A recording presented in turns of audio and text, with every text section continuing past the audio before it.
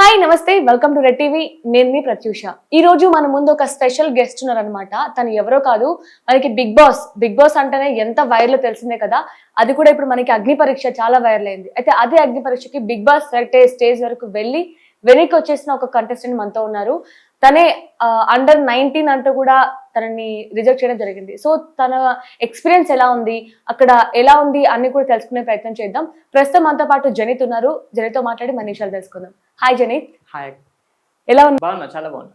Okay, అసలు మీ మీ journey ఏంటి? అసలు ఎక్కువగా తెలియకపోయినా సరే మీరు అగ్ని పరీక్షలో వచ్చిన ఆ కొన్ని నిమిషాలు అయితే ఉందో అందరూ చూసారు, చాలా వరకు చూసారు.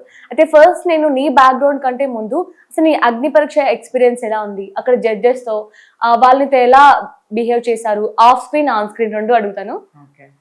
సో ఫస్ట్ చెప్పండి, అసలు అగ్ని పరీక్ష ఎక్స్పీరియన్స్ ఎలా అనిపించింది? అగ్ని పరీక్ష ఎక్స్పీరియన్స్ చాలా బాగుందండి. ఎందుకంటే ఒక 45 మెంబర్స్ ఫస్ట్ వెళ్ళగానే అందులో పెద్ద పెద్ద ఇన్ఫ్లుయెన్సర్స్ ఉండే, అంటే నాకు చాలా పెద్ద పెద్ద ఇన్ఫ్లుయెన్సర్స్ వాళ్ళు ఉండే. అండ్ అలాగే అవ్వలు పెద్దోళ్ళు, పెద్ద వయసులో వాళ్ళు ఉన్నారు మోస్ట్లీ. అంటే నేనే సెకండ్ యంగెస్ట్ అనమాట. ఓకే, ఫస్ట్ వచ్చేటప్పటికి వేరే వ్యక్తి ఉన్నారు, ఆ వ్యక్తి మీ అందరు తెలుసు. బట్ అయితే అక్కడ అందరూ ఉన్నారు అన్ని రకాలుగా. సో అదంతా చూస్తూ ఉన్నప్పుడు ఐ ఫెల్ట్ ఆహా ఏంటి ఇలా ఉన్నారు అంటే మనకు వస్తుంది. అంటే పెద్ద పెద్ద ఇన్ఫ్లుయెన్సర్స్ ఉండే, ఒక్కొక్కరికి చాలా లాక్స్ లో ఫాలోవర్స్ ఉన్న వాళ్ళు ఉన్నారు. అండ్ ఉన్నారు ఒక 5 minutes కూర్చొని ఆలోచిస్తూ ఉన్నా ఎవరు ఎలాంటి వాళ్ళు అని చెప్పి గమనిస్తూ ఉండే. దెన్ బాగానే ఉంది మొత్తం ఎక్స్పీరియన్స్. తర్వాత అందరి దగ్గరికి వెళ్ళి మాట్లాడుకుంటే, జోక్స్ వేసుకుంటే బాగా ట్రీట్ చేసినారు. 45 మెంబర్స్ కూడా చాలా బాగా ట్రీట్ చేసినారు. పెద్ద పెద్ద ఇన్ఫ్లుయెన్సర్స్ వీళ్ళు ఏమనుకుంటారో, దే ఆర్ వెరీ ఫ్రెండ్లీ. నాతో మంచి జోక్స్ వేసి ఇప్పటికీ మేము కాంటాక్ట్స్ లో ఉన్నాం.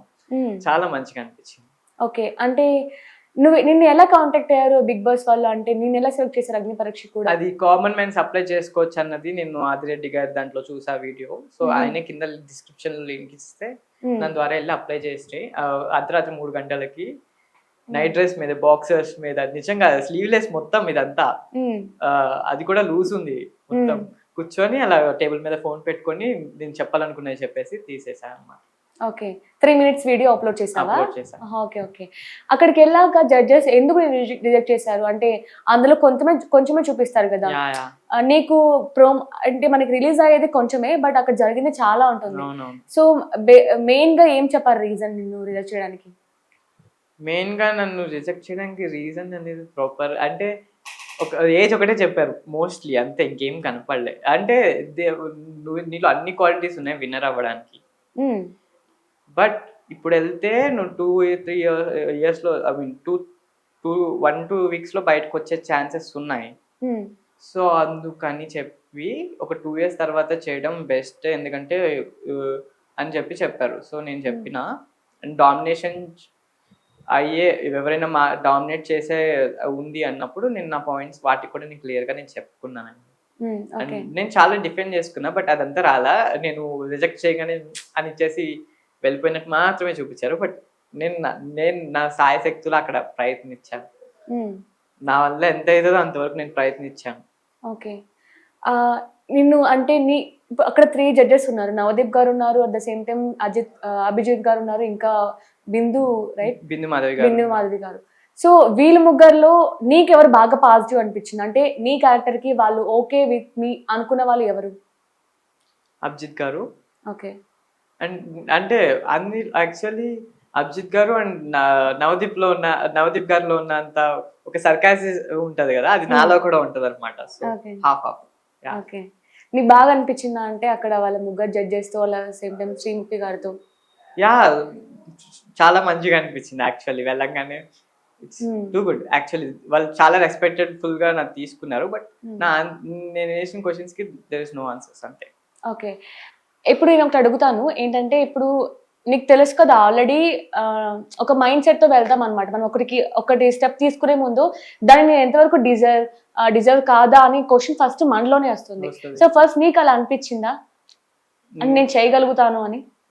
అనిపించింది, ఎందుకంటే I manifesting this thing actually. ఒక 2 years నుంచి నా ఫ్రెండ్స్ కానీ నేను కానీ లోపల అనుకునేది ఏదైనా అవన్నీ 11 లోపు ఎప్పుడైనా నేను వెళ్ళాల్సిందే, గేమ్కి వెళ్తాను చూడండి కావాలంటే అని కూడా నేను చెప్తూనే ఉన్నా చాలా మందికి. సో అలాంటి ఆపర్చునిటీ నిజంగా ఓకే, ఇట్స్ వర్కింగ్, నిజంగా బయట చెప్పినట్టే మేనిఫెస్ట్ వర్క్ అవుతుంది అన్నట్టు నాకు అర్థమైంది ఆపర్చునిటీ వచ్చినప్పుడు. మేబీ నాకు గుడ్ సైన్స్ అనిపించినాయి అండి, నాకు చాలా గుడ్ సైన్స్ ఉండే, maybe there is a chance అన్నట్టు అనిపించింది. సో అంటే ఇంకొకటి ఏంటంటే నీ ఇంటర్వ్యూస్ నేను ప్రీవియస్ ఇంటర్వ్యూస్ కూడా చూసాను. సో అందులో నువ్వు కొన్ని అంటే నాకు అనిపించింది ఏంటంటే నువ్వు నీ పేరెంట్స్ తో చెప్పుకోనివి కూడా ఇంటర్వ్యూస్ తో చెప్పుకున్నట్లు కూడా నాకు అనిపిస్తుంది, రైట్? ఒకటి. సో అది విన్నప్పుడు ఫస్ట్ మీ మదర్ అంటే మీ ఫ్యామిలీ రియాక్షన్ ఎలా ఉండింది? ఇవన్నీ బయట చెప్పుకుంటే ఎందుకు, బీ ఇన్ యువర్ అని చెప్పారు. ఎందుకంటే మా ఇంట్లో ఒకటేనండి, 18 years తర్వాత I have to stand for your self. What ever you do regrets feel అవ్వాల్సిన నువ్వే ఫీల్ అవ్వాలన్న మైండ్ సెట్ తో పెంచారండి మమ్మల్ని మా అమ్మ. చిన్నప్పటి నుంచి నువ్వు నీ కాళ్ళ మీద బేసికలీ నుంచొని ఉండాలి, అండ్ ఎప్పుడైనా నీకు ఏది అనిపిస్తే అది మాట్లాడాలి అన్నట్టే పెంచారు. ఎందుకంటే మా అమ్మని చూసే మేము పెరిగాం. ఎక్కడైనా అన్యాయాలు జరుగుతున్నప్పుడు మా అమ్మ ముందుండడం, మేము ముందుండడం, ప్రొటెస్ట్లో మా అమ్మ గవర్నమెంట్ మీద ప్రొటెస్టులు చేయడం కానీ, వాటి కోసం వెళ్ళడం, మీన్ పోలీసులు పట్టుకెళ్ళడం, ఇవన్నీ మేము చూసాం. ఎక్కడైనా తప్పు ఇది కరెక్ట్ కాదన్నప్పుడు స్టాండ్ తీసుకోవాలి, అంటే ఏదైనా ఏది కరెక్ట్ అనిపించిందో దాని మీద నువ్వు స్టాండ్ తీసుకోవాలన్నది నన్ను చిన్నప్పటి నుంచి అలా పెంచారు. సో నీ మీద నీకు నమ్మకం ఉంటుంది, అంటే నేను చేయగలను, నేను ఏదైనా వాళ్ళని డిఫెండ్ చేసుకోగలను అని నీకు అనిపిస్తుంది. కానీ అక్కడికి వచ్చే రిమైనింగ్ కంటెస్టెంట్స్ కి అది ఉండాల్సిన అవసరం లేదు, ఉండదు కూడా. సో నువ్వు ఎలా ఫేస్ చేస్తా అనుకున్నావు? అంటే నీకంటే పెద్దవాళ్ళు ఉంటారు, వాళ్ళతో టాస్క్లు ఆడాలి, వాళ్ళతో గొడవలు పడాలి, ఇంకా కొన్ని విషయాల్లో ఫుడ్ కోసం గొడవ పడతారు, అన్నిటి కోసం గొడవ పడతారు. సో అప్పుడు నేను అన్ని నువ్వు ఫేస్ చేయగలను అని అనుకున్నావా? అఫ్ కోర్స్ అండి. Actually once we step in to house, we are all equal. Agree or not? We are all equal. So I'll put my 100%. నేను ప్రతి దాంట్లో నేను ఉండే క్యారెక్టర్ ఎలాంటి అంటే నేను అలాంటి ఉండే. సో ఎక్కడైతే నా స్టాండ్ తీసుకోవాలో అక్కడ స్టాండ్ తీసుకొని మాట్లాడే రకాన్ని, ఎప్పుడు కూడా మనది కాదు విషయం, తప్పు జరుగుతున్నా నేను మాట్లాడుకున్నా ఉంటాను అన్న టైప్ అయితే కాదు. బట్ మాట్లాడిన పాయింట్స్ కరెక్ట్ గా ఉన్నాయా లేదా చూసుకొని మాట్లాడాలన్నదే నా పాయింట్. ఓకే, అంటే నీకు మీద నువ్వు చేయగలుగుతావు నీకు అనిపిస్తుంది. ఐ డిజర్వ్ అండి అంతే. గేమ్స్ విషయంలో అంటే వాళ్ళు కొంతమంది బాడీ బిల్డర్స్ వస్తారు, చాలా పెద్ద పెద్ద వాళ్ళు ఉంటారు.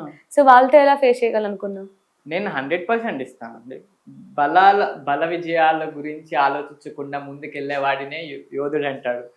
సారీ, తెలుగులో మంచిగా చెప్పాను కదా, మంచిగా వచ్చింది తెలుగులో. 19 years కే చాలా ఉన్నాయి నీలో. ఐ మీన్ బాగా మెచ్యూరిటీ ఉంది, బాగా మాట్లాడుతున్నావు, బాగా రిప్లై ఇస్తున్నావు. ఓకే, ఇప్పుడు టాస్క్ల విషయం మాట్లాడడం.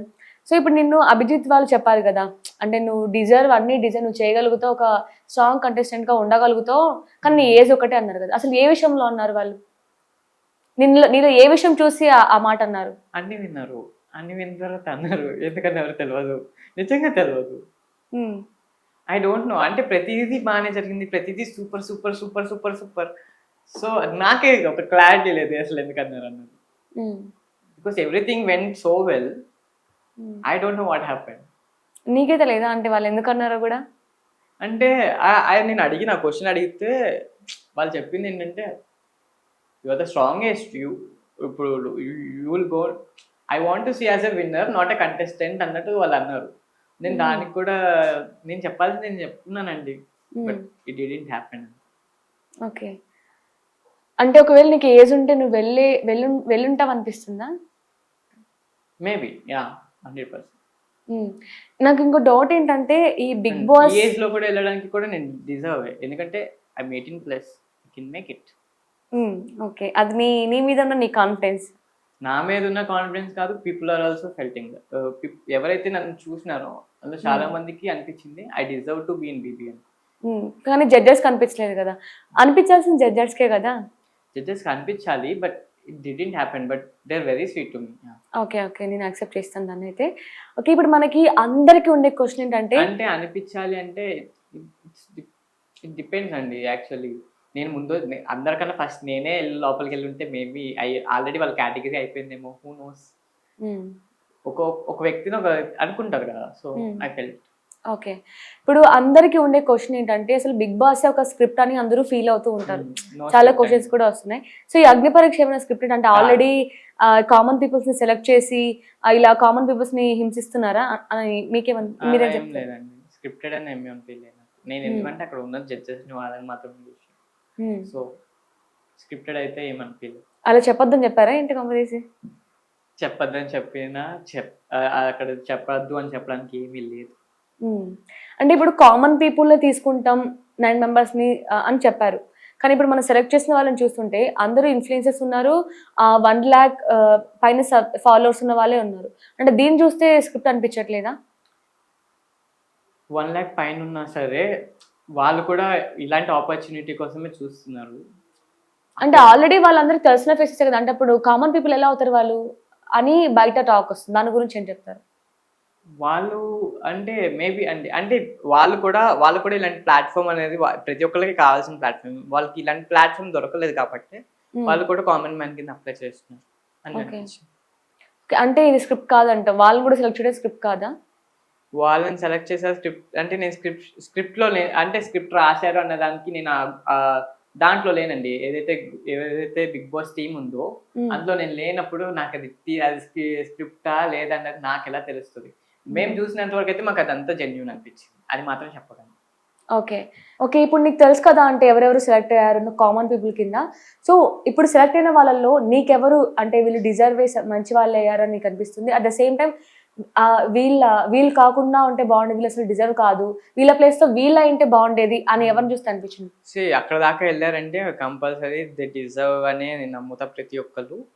అండ్ వీళ్ళు హౌస్ లోకి వెళ్తే బాగుండు అని నేను నమ్మిన వాళ్ళు అయితే శ్వేతా శెట్టి గారు అండ్ ప్రసన్న అన్న గారు. ఓకే. సెలెక్ట్ అయిన వాళ్ళలో ఎవరు డిజర్వ్ కాదు అనిపిస్తుంది? అందరూ డిజర్వ్. అంటే ఇప్పుడు నేను ఎలా చెప్పగలనండి పక్కన డిజర్వ్ కాదు అన్నది? నేను జడ్జెస్ అయితే కాదు. నాకెందుకో నువ్వు మాట్లాడుతుంటే ఐ మీన్ ఎంత లిమిట్ పెట్టుకొని మాట్లాడదాం, ఇంకొంచెం మాట్లాడితే అంటే పాయింట్ మాట్లాడదాం, ఎందుకు లేనిపోయిన మాట్లాడటం అన్నదే నా పాయింట్. అదే అంటే ఇంకొంచెం ఎక్స్ట్రా మాట్లాడితే కాంట్రవర్సీ అయిపోద్దేమో అన్నట్టు మాట్లాడుతున్నట్టు అనిపిస్తుంది. నేను ఎప్పుడు అంతే పాయింట్ మాట్లాడాలని చూస్తే ఎవరైనా పోక్ చేస్తూ ఉంటే నేను అవి పోక్ చేస్తూ ఉంటాను, వాళ్ళని కూడా రీపోక్ చేస్తూ ఉంటా. బట్ ఎలా ఇలాంటి చోట్ల మనం అలాంటివి చేసాం అనుకోండి, వాళ్ళు అయిపోతాయి, మనవి మాత్రమే ఉంటాయి. కట్టు ఎడిటింగ్ లో వస్తాయి. నేను చాలా అర్థమైంది. సో ఓకే, అలా మా దగ్గర ఉండదు. అలా ఏం థింక్ చేయకండి. మీకు ఫ్రీగానే ఆన్సర్ చేయండి, నేను ఫ్రీగానే క్వశ్చన్ చేస్తా. ఓకే, ఇప్పుడు మీ పర్సనల్ విషయంకి వస్తే మీ ఫ్యామిలీ బ్యాక్గ్రౌండ్ గురించి చెప్పావు, చాలా వరకు చెప్పావు, అని స్టడీస్ గురించి చెప్పావు. సో అసలు నీ గోల్ ఏంటి? అంటే ఎవరిని ఇన్స్పైర్ గా తీసుకొని ఈ యాక్టర్ గా అవ్వాలనుకుంటున్నావు? ఒకవేళ యాక్టర్ కాకపోతే ఏం చేద్దాం అనుకుంటున్నావు? ఇన్స్పైర్ అయితే నాని గారి నుంచి. అండ్ నాకు ఇలాగ యాక్టింగ్ మీద ఇంట్రెస్ట్ ఎలా వచ్చిందంటే ఫ్రమ్ మై డాడ్ అండ్ మా అక్క, పెద్దక్క. సో మా అక్క అద్దం ముందు నుంచొని డాన్స్లు అని టిక్టాక్లు అని చేసేవాళ్ళు ఒకప్పుడు. సో అవి చూసి ఇంట్రెస్ట్ వచ్చేది. అండ్ మా డాడీ చిన్నప్పుడు సినిమా టీవీలో వచ్చే డాన్స్ ఉంటాయి కదా, హీరో చేసి అలా చేసి చూపి ఇలా చేసి చూపి అని చెప్తా ఉంటారు అనమాట. అండ్ నేను చాలా మూవీ ఫ్రీక్ని. మా డాడీకి నాకు ఒక గోల్ ఏంటంటే ఎవ్రీ వీక్ ఒక మూవీకి కంపల్సరీ వెళ్ళాలన్నది మేము పెట్టుకున్న నియమం మా డాడీకి నాకు. సో మేము వెళ్తాం, అక్కోళ్ళ చెప్పొద్దు అంటాడు, నేను వెళ్తాను, మేమిద్దరం వెళ్తాం. వచ్చాక అక్క మేము వెళ్దాం అని చెప్తుండే. అండ్ వాళ్ళు ఎప్పుడు వాడిని తీసుకెళ్తామని మా డాడీ మీద పడుతుండే. చాలా బాగుంటుండే. మా డాడీతో నాకు తెలిసి 3 years అయినా 3 years నేను మంచిగా గడిపిన. అండ్ మా ఫాదర్ కూడా మా కాన్వెంట్ లోనే వైస్ ప్రిన్సిపల్. సో మంచిగా ఉంటుండే మా స్కూల్లో, సారీ మా కాలేజ్ లో కాదు. నాని గారిని చూసి ఎందుకు యాక్టర్ అవ్వాలనుకున్నావు? అసలు ఆయనలో ఉన్న ఏ క్వాలిటీ చూసి యాక్టర్ అవ్వాలనుకున్నావు? నాని గారిలోనా he can do any character అండి. ఆయన యాక్టర్ గా ఆయన రిప్రజెంట్ చేసుకుంటారు కానీ హీరోగా రిప్రజెంట్ చేసుకోరు. You can be an actor. అంటే యాక్టర్ గా ఉండడమే బెస్ట్ అని నేను నమ్ముతాను. ఎందుకంటే you can pursue so many ఏమంటారు రోల్స్. నువ్వు ఇందులో చూసుకోగలవు, అందులో చూసుకోగలవు, ఆ క్యారెక్టర్లో చూసుకోగలవు.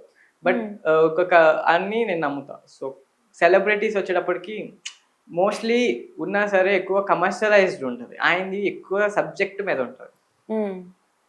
ఓకే, మరి హీరోయిన్స్ లో ఎవరు నీ ఫేవరెట్?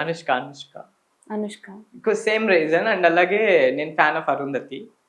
ఒక 200 times CDs అన్నీ అరిగిపోతున్నా ఇంకో కొత్త CD తీసుకొచ్చి వేసి సండేస్ అయితే మా ఇంట్లో 5 టైమ్స్ రన్ అయ్యేది నా చిన్నప్పుడు. సో అనుష్క గారు కూడా అన్ని రకాల క్యారెక్టర్స్ చేశారు, అన్ని రకాలుగా. So okay.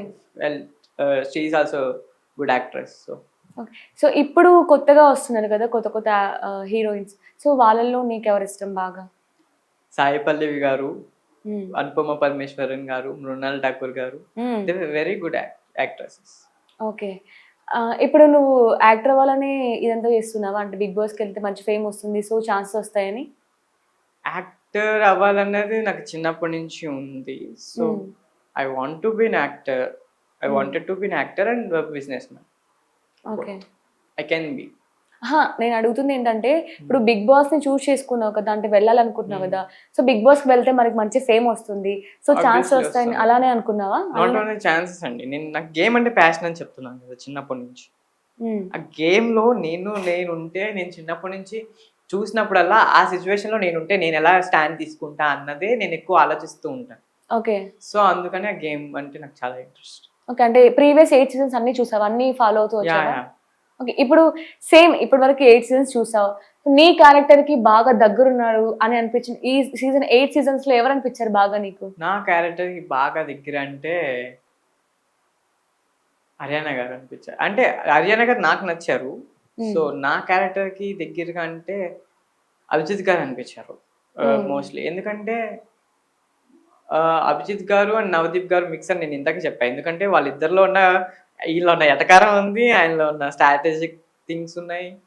సో అండ్ అలాగే ఎక్కడ మనం వాయిస్ రేస్ చేయాలి అక్కడ మాత్రమే రేస్ చేయాలన్నది నేను నమ్ముతా.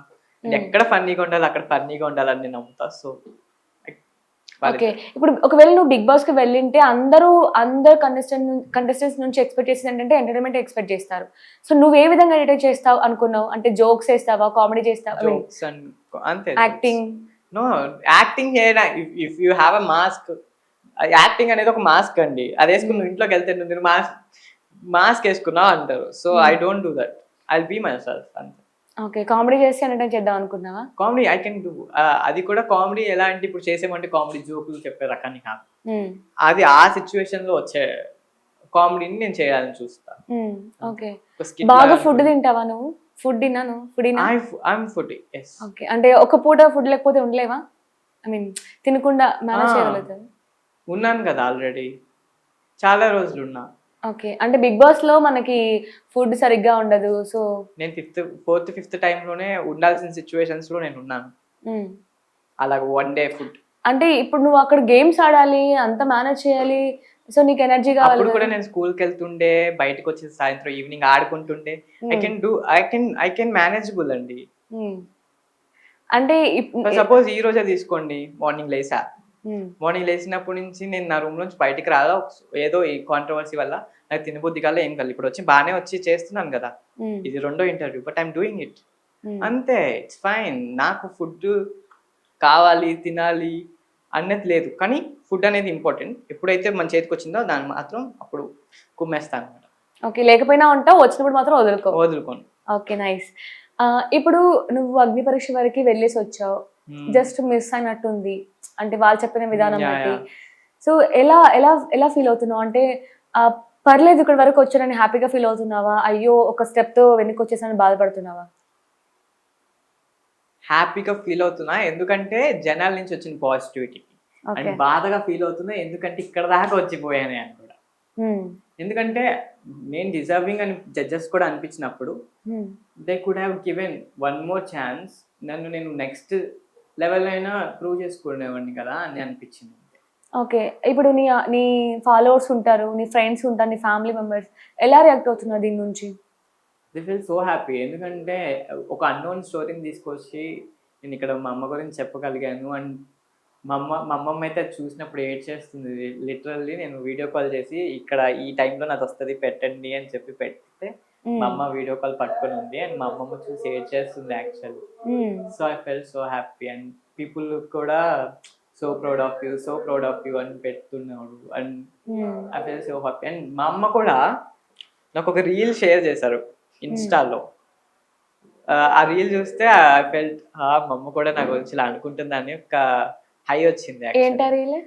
ప్రతి ఇంట్లో ఒకడు ఉంటాడు, వాడు ఆ ఇంట్లో ఉన్న పరిస్థితుల్ని మార్చేస్తాడు, అది ఇది అని చెప్పి ఒక మంచిగా ఎవరైతే పొగుడుతారో ఒక మనిషిని ఇంట్లో ఉన్న వ్యక్తిని పొగిడిన వ్యక్తిలాగా పెట్టింది మమ్మల్ని. ఆ రీల్ షేర్ చేశారు నాకు. మేము చేశారా అర్థం కావట్లేదు. మేము కాదు, ఎవరిదో వీడియో. అందులో ఆయన చెప్తారనమాట, ప్రతి ఇంట్లో ఒకడు ఉంటాడు, ఆ ఇంట్లో ఉన్నవన్నీ మార్చేస్తాడు, అది ఇది అని చెప్పి. నువ్వు ఇక్కడ వరకే వచ్చావు, అంటే నీ ఫ్యామిలీ ముందుంది వేరు, ఇప్పుడు నువ్వు తెలియడం ద్వారా మీ ఫ్యామిలీకి మంచి నేమ్ వచ్చింది అనే విధంగా. ఈ 3 మినిట్స్ క్లిప్ వల్ల మా మమ్మీ స్టోరీ అందరికి తెలిసి దే వర్ వెరీ హ్యాపీ కదా. ఒక వారియర్ గురించి నేను ముందు పెట్టిన. సో దానికి ఓకే, ఇప్పుడు అగ్ని పరీక్షకు వెళ్ళావు కదా, సో ఇప్పుడు నీ ఇన్స్టా చూసి అంటే రీల్స్ చాలా మంది చేస్తుంటారు, చాలా వైరల్ అయ్యాయి, చాలా ఇంటర్వ్యూస్ కూడా ఇచ్చావు. సో ఎవరైనా షార్ట్ ఫిలిమ్స్ లో కానీ ఇలా డైరెక్టర్స్ కానీ ఎవరైనా అప్రోచ్ యాక్చువల్లీ ఒక ఆపర్చునిటీ వచ్చింది for open mic next month అన్నారు. ఊరికే చేస్తారంటే ఆల్ డూ అని వచ్చి చెప్పాను, ఎందుకంటే నాకు ఆపర్చునిటీస్ వదులుకోవడం ఇస్తుంది. So accepted. వాళ్ళు నెక్స్ట్ మంత్ అండి మేము డేట్స్ అవి చెప్తామని చెప్పారు. సో ప్రస్తుతానికి అది ఒకటి వచ్చింది. అండ్ మా మమ్మీ స్టోరీని మా 45 లోనే ఒక వ్యక్తి అడిగారు, డాక్యుమెంటరీ తీసుకుని ఫిలిం ఫెస్టివల్కి, షార్ట్ ఫిలిం ఫెస్టివల్ పంపిద్దాం మమ్మీ, ఒక డాక్యుమెంటరీ తీసుకుని అని చెప్పారు. ఓకే అన్న అని చెప్పాను. ఓకే, ఇప్పుడు ఇంట్లో రియాక్షన్ ఫ్రెండ్స్ నుంచి అంతా బానే ఉంది, చాలా బాగుంది. ఓకే, మంచి ఆపర్చునిటీ కూడా వచ్చింది. ఓకే, బిగ్ బాస్ లో రాకపోయినా సరే మంచి అన్ని వచ్చాయి కదా. అంటే నేను అదే చెప్తున్నాను, బిగ్ బాస్ అనేది చాలా వండర్ఫుల్ ఎక్స్పీరియన్స్. నేను నా లైఫ్ ని ఇక్కడ నుంచి లీడ్ చేసుకోవడానికి ఒక ఛాన్స్ అనేది ఇచ్చింది. ఓకే, ఇప్పుడు నెక్స్ట్ ప్లాన్స్ ఏంటి అయితే మరి? కంటెంట్ క్రియేషన్ స్టార్ట్ చేద్దాం అనుకుంటున్నా. ఓకే, అండ్ అలాగే I want to improve. And నేను డాన్స్ కూడా చేయగలను, ఎవరైనా ఈవెంట్స్ ఎవరైనా ఆఫర్ చేసినా ఐ కెన్ డూ అనమాట. ఓకే ఓకే, అది చెప్దాం అనుకుంటున్నాను. Okay okay, thank you so much, ఇంత దూరం వచ్చి మా కోసం టైం స్పెండ్ చేసి మంచి ఇంటర్వ్యూ ఇచ్చినందుకు. Thank you.